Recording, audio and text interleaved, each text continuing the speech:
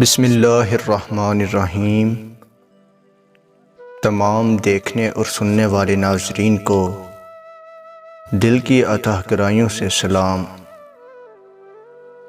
تمام وزیر میدان میں تیر اندازی کی مشق کر رہے تھے۔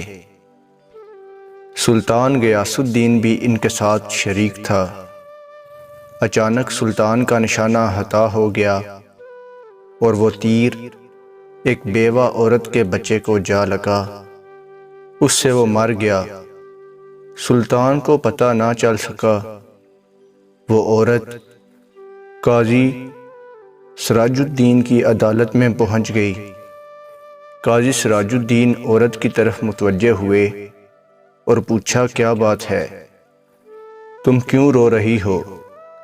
عورت نے روتے ہوئے سلطان کے خلاف شکایت لکھوائی۔ سلطان کے تیر سے میرا بچہ ہلاک ہو گیا ہے۔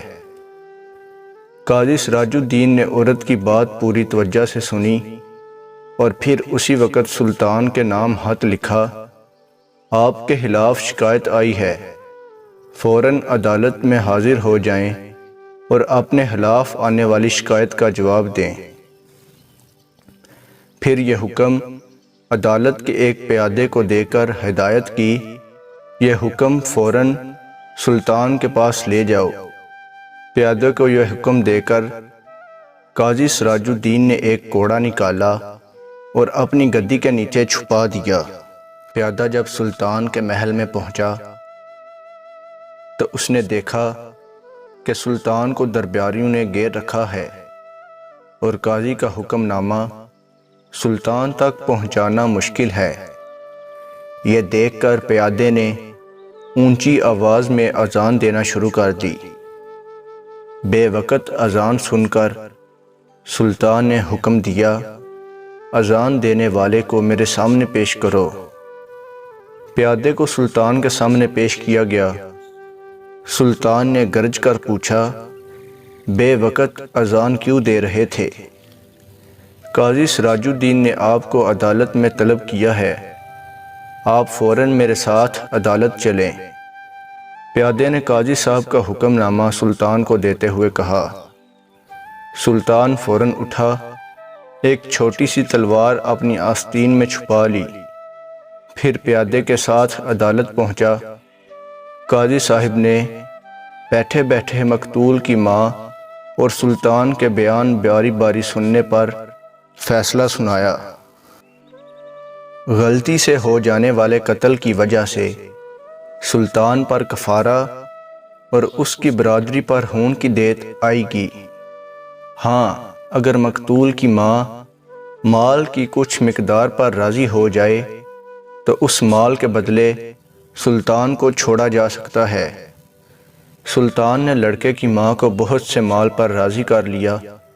پھر قاضی سے کہا، میں نے لڑکے کی ماں کو مال پر راضی کر لیا ہے۔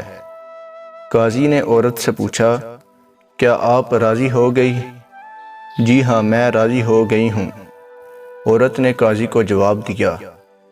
اب قاضی اپنی جگہ سے سلطان کی تعظیم کے لیے اٹھے اور انہیں اپنی جگہ پر بٹھایا۔ سلطان نے بغل سے تلوار نکال کر قاضی سراج الدین کو دکھاتے ہوئے کہا، اگر آپ میری ذرا سی بھی رعایت کرتے تو میں اس تلوار سے آپ کی گردن اڑا دیتا۔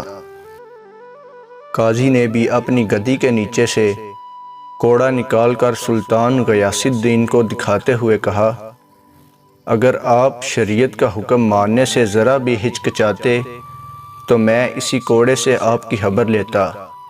بے شک یہ ہم دونوں کا امتحان تھا۔ آج کے دور میں حکمرانوں کی عیاشیاں عروج پر ہیں اور کسی غریب مسکین کو انصاف ملنے کی توقع نہیں ہے۔